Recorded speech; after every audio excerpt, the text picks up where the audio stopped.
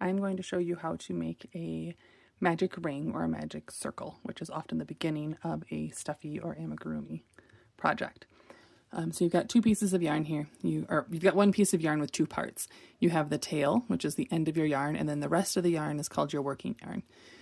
So you're going to start, and the important part with the magic circle and magic ring is that you always start with the tail. You want to make sure you're using the tail. You're holding the tail in your hand. You're taking the working end of the yarn and making an X over your fingers.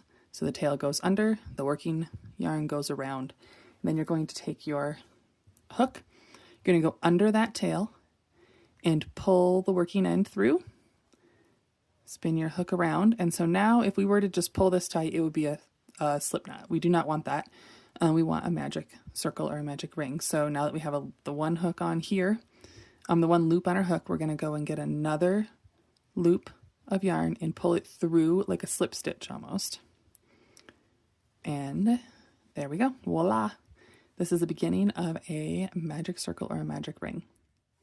You can set your hand up to continue crocheting, and you will more often than not have to take this tail end and untwist it. It does, maybe it's just how I do it, but it often just spins around the working yarn.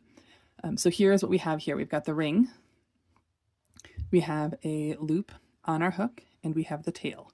So what we're going to do is we're going to take our hook and we're going to work the stitches over both the ring and the tail. So I'll do that by going underneath both the ring and the tail, pulling up a loop, and then pulling through again. This is to make, what I'm showing here is the single crochets. Depending on the pattern, it might have different things you stitch into the magic circle, but we'll do the single crochets to get the foundation of it set up. So again, under both the circle and the tail, this is your working yarn up here. Pull it up. Now you've got your two loops on here, and then pull through for single crochet. So right now we've got, let's see, 1, 2, or 3 single crochets in, and usually a pattern will have 6 or 8. So we will put 6 on here so we can show the finished product of a magic ring. So 1, 2, 3, 4, 5, 6. And we want to make sure that we always have tail left over, because what we're going to do here, we can pull up a little bit. And right now we don't care about the working yarn is not important at this stage. Right now what we're focused on is the tail and getting this circle to close. And this is the part that makes it magic. It takes these 6 single crochets and it'll spin them down into a little circle. So we're going to pull the tail and pull it firmly, but if it feels stuck, do some wiggling, especially with the Plushie yarn, the chenille yarn. It can get stuck, it can knot off and break.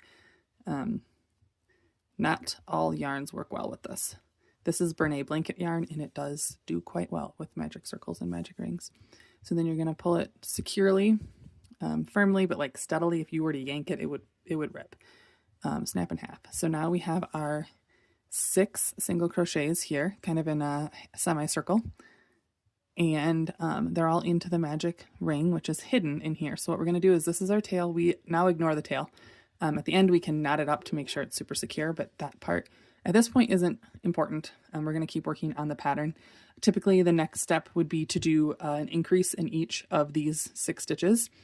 So you're going to find your next stitch and start working on what the pattern calls for. I'll show you the first few so we can get this circle completed. And then you just carry on with the pattern and work in rounds, and that's because you're going in circles. The first stitch, we can count backwards if you want to. It's kind of hard to see everything in the Plushie yarn. I know that it's right here, so you can do 1, 2, 3, 4, 5, 6. And a lot of what you can't see a lot of the detail of what I'm pointing out right now because it's simply too hard to see with the fluffy yarn, but you can feel it. And you can feel that there's a stitch right here, and your hook will also help you find it. I say, as I do not give the example of it, but your hook's going to find the space that has the least amount of effort to get through. So then this is going to complete your magic circle or magic ring. And I'll do some increases here. And usually I would put a stitch marker right here to notify that, or specify that this is the end. But what I'm doing on this way around is that I'm going to go through the stitch, pull up a loop, and then pull through the stitch again for single crochets. And since I'm doing increases, what I'm going to do is go in the exact same space and do another one. So I had 6 stitches, and by the time I'm done with this round, I'm going to have 12 stitches. And this is the foundation. The numbers may change a bit by pattern, but this basic concept here that I'm showing you is the foundation of almost every amigurumi or plushie pattern you will work on. It is to get that circle ring started for you. And then here we are completing, this is stitch 11 and stitch 12. And so what we'll do from here is we will literally work in rounds. It's called rounds because you're working in circles.